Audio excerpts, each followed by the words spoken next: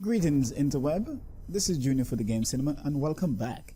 Today we're premiering the very first episode of a brand new series, Game vs Movie. In the spirit of Halloween, we've decided to take a look at something with a bit of scare. Alien Isolation. You thought the Slender Man was scary? Well, hold on to your motion trackers, an alien's out to get you.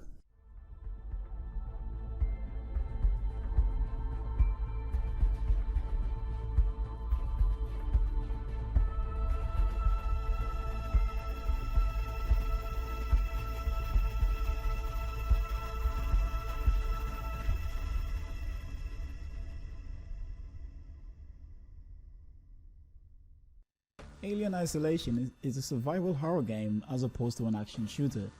The game is set in the year 2137, 15 years after the events of Alien and 42 years prior to the events of Aliens. It focuses on Emily Ripley's daughter, Amanda Ripley McLean, in search of her mother. She goes to the space station Sevastopol, unaware that an alien has already taken it over. Unlike most other video game adaptations of the Alien franchise, Alien Isolation features a single alien for most of the title's duration that cannot be killed. Way to rub it in, survival horror game. Unkillable. Requiring the player to use stealth tactics in order to survive. Although the game features some weapons, they'll be lethal only against human occupants. So in order to understand the concept of the game, we have to go back. And I mean way back. Does anyone remember the first Alien movie?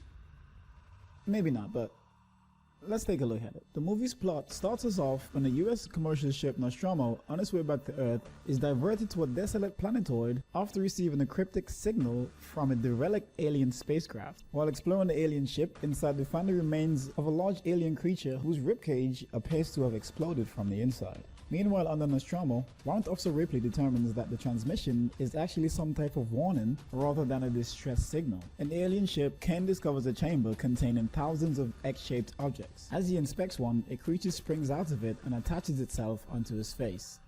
Rendered unconscious, Ken is taken back to the Nostromo by Dallas and Lambert. As acting senior officer aboard the ship, Ripley refuses to let him aboard, citing quarantine regulation, but Science Officer Ash violates protocol by letting them in. The crew are unable to remove the creature from Kane's face, as his grip is strong and his blood an extremely corrosive acid. However, the creature eventually lets go and dies. Kane awakens seemingly fine with minor memory loss but no other apparent symptoms. Soon afterwards, boom! An alien organism bursts out of his chest and grows extremely rapidly into a terrifying 8-foot tall creature, which will eventually start killing our crew members one by one. Accessing the ship's computer, Ripley discovers that Ash has secretly been ordered to return the alien to their employers, even if it costs the crew members their lives. When Ripley confronts him, he attempts to kill her. Lambert and Engineer Parker intervenes, decapitating Ash, who turns out to be an android programmed by the company itself. Ripley speculates that the company must want the alien for its weapons division. Before they destroy the remains, Ash gloats that they will not survive the indestructible perfect organism that they're up against. Ripley, Lambert and Parker agrees to set the Nostromo to self-destruct and escape in the shuttle. While gathering life supplies, Parker and Lambert are killed by the alien. Now alone, Ripley initiates the self-destruct sequence and head for the shuttle with Jones, the ship's cat. Oh cats, even in times of despair, they're just there to comfort you.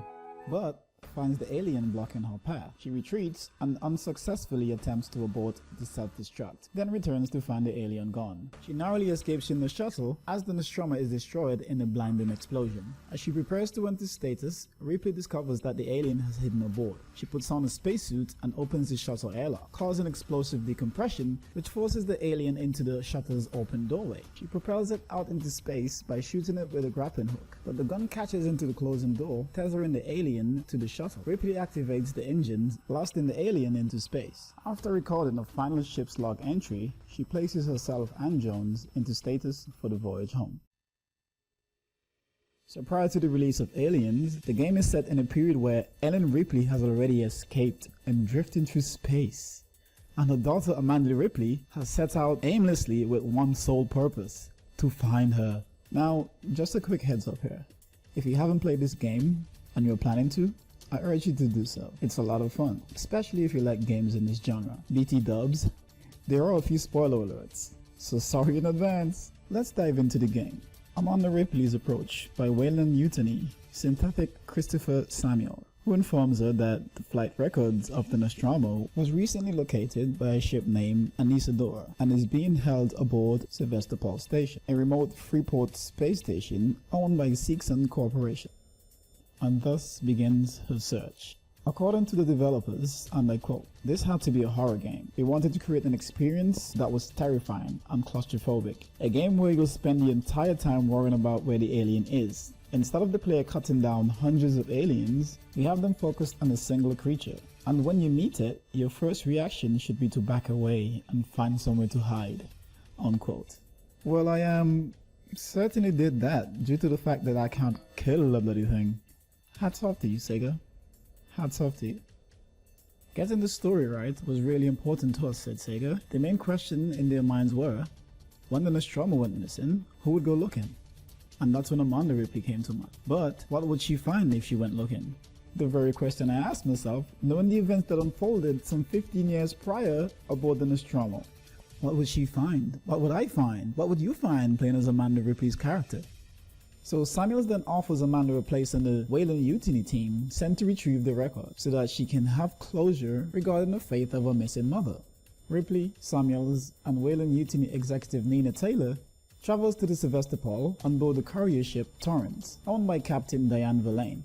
The group arrives at the Sevastopol to find the station damaged and communication is dead. Sounds familiar to anyone? I don't know about you guys, but that's my cue to get the hell out of here. Ripley, Samuel, and Taylor attempt to spacewalk over to the station to investigate, but their EVA line is severed by debris and the three of them are separated. Ripley manages to make her way inside the station and finds a complete breakdown of civil society, but the station's crew reduced to small groups of frightened, paranoid looters who hoard, scavenge resources, and shoot non-group members on sight. My god, sounds like a scene out of Mad Max. She is briefly held hostage by a man named Axel, but convinces him to help her in exchange for a ride off the station aboard the Torrent. Axel explains that the current situation is due to a monster loose aboard the station. Playing through the game, you aren't equipped with neither advanced weaponry nor military hardware. You are very vulnerable and isolated, hence the isolation in the game's title. Left with only your survival instincts to guide you, you find yourself navigating through an unforgiving maze set with low-level lighting and special effects, reminiscent to the original movie Alien. Having been immersed into the game, you have a sense of urgency to get things done as quickly and as quietly as possible. That claustrophobia that the developers talked about certainly kicks in as you cower your way through your missions, hiding in lockers and tight spaces in the ship's interior to avoid the alien. The original Alien from the movie is both terrifying and unstoppable. The game did very well in capturing that originality. It's hunting you, it's unpredictable, and reacts to the choices you make. So if you're a poor decision maker, noob moves like firing a weapon, it's game over for you. Even though you spend most of your time preoccupied by the alien, there are other threats aboard the station that you have to worry about. Sevastopol Station is falling apart, its population is dwindling, survival is of the utmost importance for everyone. So everyone is trying to survive in any way they can. Despite the task at hand, Amanda has to do everything in her power to remain positive and stay on track, including ridding Sevastopol of aliens. So your first mission immediately after entering the station is to find the flight records of the Nostromo, which you eventually did, but discovered that the data is lost and cannot be recovered. So what, you mean to tell me you traveled all this way just to die repeatedly by a superior alien organism that I can't kill? Yes, that's exactly what happened. So you evade the alien, only to find out that Taylor has been injured, forcing you to retrieve medical supplies from the medical bay to treat her, which you eventually did after several attempts. When you eventually reunite with Samuels and Taylor, the team is taken into custody by the station marshal Waits and his deputy Ricardo.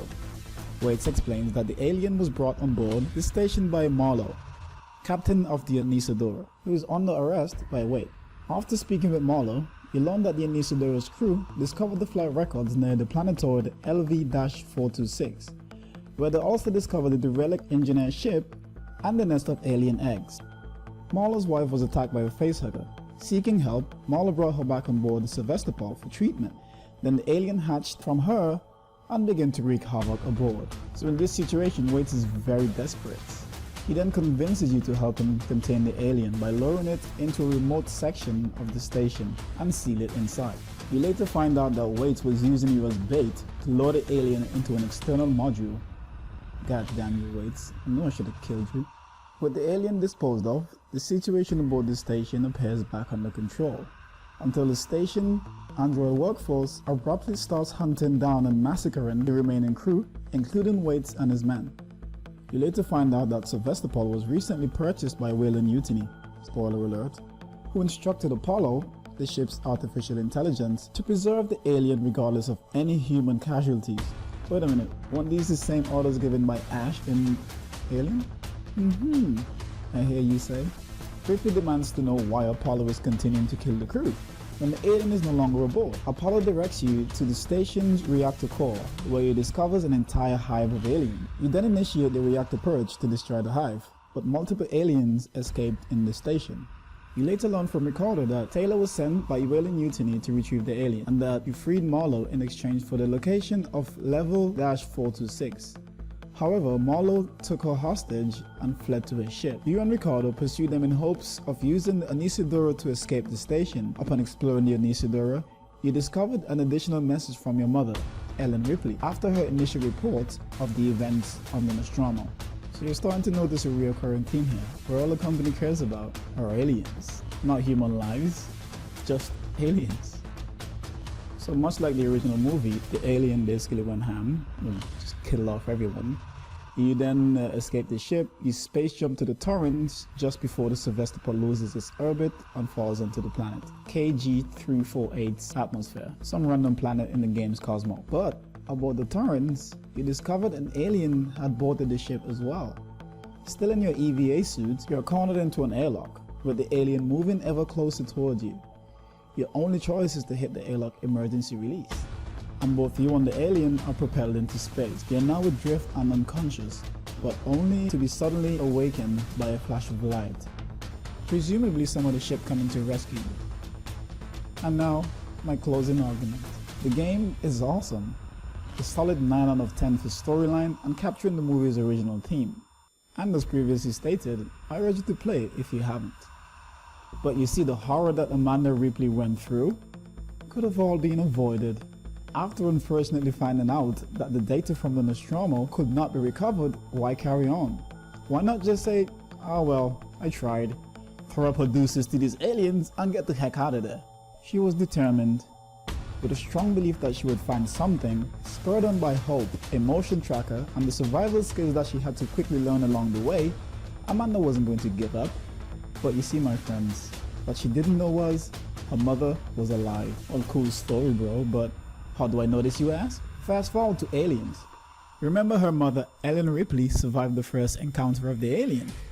After 57 years in hypersleep, drifting to space in status, she was rescued by her employers, only to be thrown back into an alien-infested environment after learning that level-426, the planet where the Nostromo encountered the alien eggs, is now home to a terraforming colony called Hadley's Hope. Anyways, to cut a long story short, she went to investigate, kill a bunch of aliens, battles the Queen in an exo cargo loader, and escapes back to Earth. End of movie. So what Amanda Ripley didn't know was, her trip was pointless. She wasn't going to find her mother, because she was somewhere out in space, snoozing away with, Jones, the ship's cat. But hey, this is not a game review, nor is it a movie review. It's just game versus movie. Thank you very much for watching. I'll see you guys in the next one. Hey, if you guys like this series so far, please show your support by liking the video.